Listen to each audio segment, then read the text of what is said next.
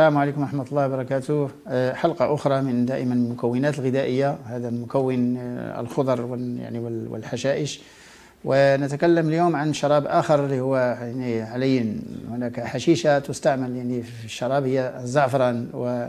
نبات الزعفران هو أحسن شراب اللي ممكن الناس يشربوه، ولكن مع الثمن مرتفع مع الأسف الشديد، لأنه هو مهم جدا، لأن المكونات الزعفران هي مكونات قوية جدا. صفرانال، مكون صفرانال والكروسين مع البيكروكروسين، هذه مكونات قوية جدا تساعد الجهاز العصبي على الارتياح وعلى النوم.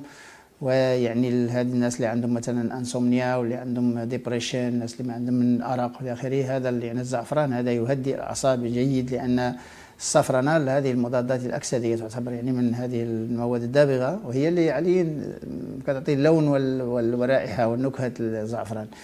فالزعفران الناس كيديروا منه غير شيء قليل. لماذا؟ لأنه غالي الثمن، هذا الشيء القليل هو إذا قدروا الناس يستهلكوا 0.5 غرام في اليوم يكون أحسن، لأن هذا الشيء القليل اللي كيعملوه هو غير ترفيهي، غير اللون جميل ورائحة صافي. أما تركيز هذه المكونات يجب أن يستهلك هذا الزعفران هذا بكمية جيدة كي يعطي هذا المفعول. وهذه المكونات جيدة لكل شيء، حتى الغازات في الأمعاء وبعض الأشياء على مستوى الجهاز الهضمي. هذه المشروبات كلها جيدة للجهاز الهضمي، لأنها تدخل تحتوي على مكونات عندها خاصية الأنتي أنفلاماتوري، المضادة للالتهابات، هذه الانفلاميشن. وهي الآن مشكل الناس واقع عليهم، عندهم كثير من هذه الأشياء. فهي متنوعة، وأن الله سبحانه وتعالى نوع في الكون، فاللي ما قدرش مثلا على حاجة ولا ما أو ما عندوش حاجة، كاين أشياء كثيرة اللي تشرب. غادي نشوفوا اللائحة مازال طويلة، مازال ما تكلمناش عن النعناع، على الشيبة وعلى أنواع النعناع، على هذه الأشياء هذه اللي كلها ممكن تشرب. وهذه الأشياء أنها مهمة. لماذا؟ لأنها ما عندهاش سمومية، وهي لا تدخل مع الأعشاب الأخرى اللي هذه طب الأعشاب، كتدخلش مع الفيتوثيرابي، كتدخل مع الأغذية. هذه أشياء يتناولها الناس ويعرفونها، أشياء تدخل مع التغذية، ماشي الناس كيسولوا على المقادير، ما عندناش مقادير، لأن المقادير معروفة عند المغاربة، شحال كيستهلكوا الزعتر معروف، شحال ديال اللويزة معروف، كم يعملوا من الشاي في البراد معروف. هذه أشياء الناس ما بقاوش يسولوا على الكمية، هي ما عندهاش سمومية كبيرة، ولكن الناس ما غاديش يقدروا يشربوا واحد الكمية كبيرة من الزعتر مثلا ولا من بعض المواد الأخرى.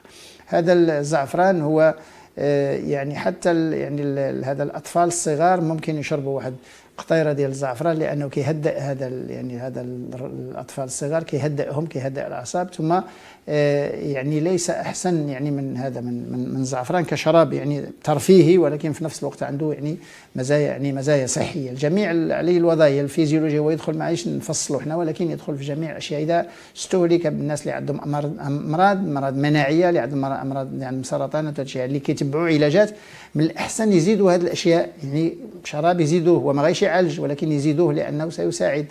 عوض ما يشربوا مثلا مشروبات غازية ولا يشربوا مشروبات أخرى مثلا فيها سكر، من الأحسن يشربوا هذه الأشياء هذه، زعفران وزعتر ولويزة والشاي. هذه أشياء كلها جيدة للناس اللي عندهم مرضى.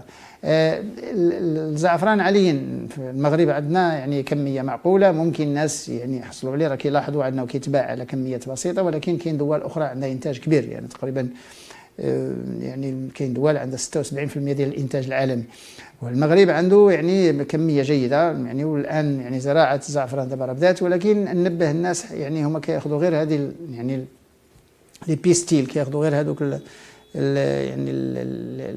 الشعيرات الحمراء اللي عندها لون جميل جدا، عندها لون ذهبي، ولكن كيخليوا الاوراق الاخرى، الاوراق هذه البنفسجيه اللي هي مهمه، يجب ان لا يرموا هذه الاشياء، لان